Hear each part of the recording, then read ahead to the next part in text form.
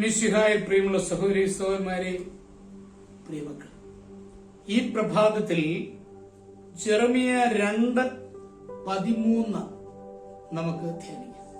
The book of Jeremiah chapter 2:13. അവിടെ നമ്മൾ കാണുന്നത് ഇങ്ങനെയാണ്: എന്തെന്നാൽ എന്റെ ജനം 2 തിന്മകൾ പ്രവർത്തിച്ചു, ജീവജലത്തിന്റെ ഉറവയായ എന്നെ അവർ ഉപേക്ഷിച്ചു, ജലം സൂക്ഷിക്കാൻ കഴിവില്ലാത്ത പൊട്ടക്കിണറുകൾ കുഴിക്കുകയും ചെയ്തു. എഞ്ചിനീയർ പ്രഭാകരന്റെയും രക്തമ്മയുടെയും ഏക മകനാണ് നിർമ്മൽ. 12 വയസ്സേ ഉള്ളൂവെങ്കിലും പക്വതയുള്ളവരുടെ കാര്യശേഷിയുണ്ട്. പ്രഭാകരന്റെ അച്ഛന് വയസ്സ് 86. ജരാനിര ബാധിച്ച ആ ശരീരം കാണുന്നത് എഞ്ചിനീയർക്കും ഭാര്യയ്ക്കും വെറുപ്പായി തുടങ്ങി. ആഹാരം ചട്ടിയിൽ കൊണ്ടുപോയി അദ്ദേഹത്തിന്റെ മുൻപിൽ തള്ളും.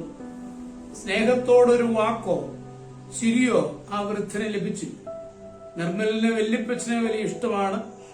വല്യപ്പച്ചൻ കഥ പറയും, പാട്ടുപാടിത്തരും. ആ കഥയിലും പാട്ടിലും നിർമ്മൽ അലിഞ്ഞു. പക്ഷേ വല്യപ്പച്ചന് എന്തുകൊണ്ടാണ് ഭക്ഷണമേശയിലിരുത്തി ഭക്ഷണം കൊടുക്കാത്തത് എന്ന് മാത്രം അവന് മനസ്സിലായില്ല. വല്യപ്പച്ചന് ആഹാരം കൊടുക്കുന്ന ചട്ടി വീട്ടിൽ വളർത്തുന്ന പട്ടിക്ക് പോലും ഇല്ലെന്ന് നിർമ്മൽ ദുഃഖത്തോടെ മനസ്സിലാക്കി. അന്ന് തന്നെ ഇതിന് പ്രതിവിധി ചെയ്യണമെന്ന് അവൻ നിശ്ചയിച്ചു.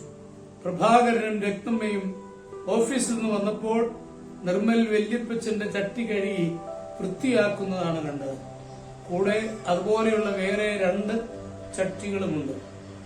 എന്താ മോനെ ഈ ചട്ടിയൊക്കെ കഴുകുന്നത്? രക്തമ്മ ദേഷ്യം കലർന്ന വാത്സല്യത്തോടെ ചോദിച്ചു.